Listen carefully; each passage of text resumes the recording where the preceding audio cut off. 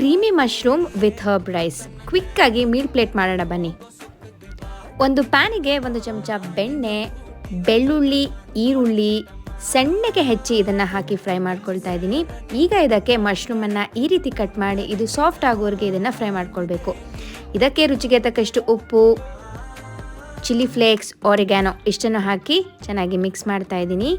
Maggi masala ಅಥವಾ ಗರಂ ಮಸಾಲ ಯಾವುದನ್ನು ಬೇಕಾದರೂ ಹಾಕ್ಕೊಳ್ಬೋದು. ಈಗ ಇದಕ್ಕೆ ನಾನು ಅರ್ಧ ಕಪ್ಪಿನಷ್ಟು ಹಾಲು ಹಾಗೆ 2-3 ಚಮಚ ಕ್ರೀಮನ್ನು ಹಾಕಿ ಮಿಕ್ಸ್ ಮಾಡ್ತಾ ಇದ್ದೀನಿ. ಅಷ್ಟೇ, ಕ್ರೀಮಿ ಮಶ್ರೂಮ್ ರೆಡಿ ಆಯಿತು. ಮತ್ತೆ ಒಂದು ಪ್ಯಾನಿಗೆ ಅರ್ಧ ಚಮಚದಷ್ಟು ಬೆಣ್ಣೆ, ಸಣ್ಣಗೆ ಹೆಚ್ಚಿರುವಂಥ ಬೆಳ್ಳುಳ್ಳಿ, ಚಿಲ್ಲಿ ಫ್ಲೇಕ್ಸ್, ಆರಿಗ್ಯಾನೋ. ಈಗ ಇದಕ್ಕೆ ಅನ್ನವನ್ನು ಹಾಕಿ ಉಪ್ಪನ್ನು ಹಾಕಿ ಮಿಕ್ಸ್ ಮಾಡಿದ್ರೆ ಕ್ವಿಕ್ಕಾಗಿ ಹರ್ಬ್ ರೈಸ್ ರೆಡಿ ಆಯಿತು. ಮನೆಯಲ್ಲಿ ಅನ್ನ ಮಾಡಿ ಉಳ್ಕೊಂಡಿದ್ದಾಗ ಇದನ್ನು ಖಂಡಿತವಾಗೂ ಟ್ರೈ ಮಾಡಿ ನೋಡಿ. ಕ್ರೀಮಿ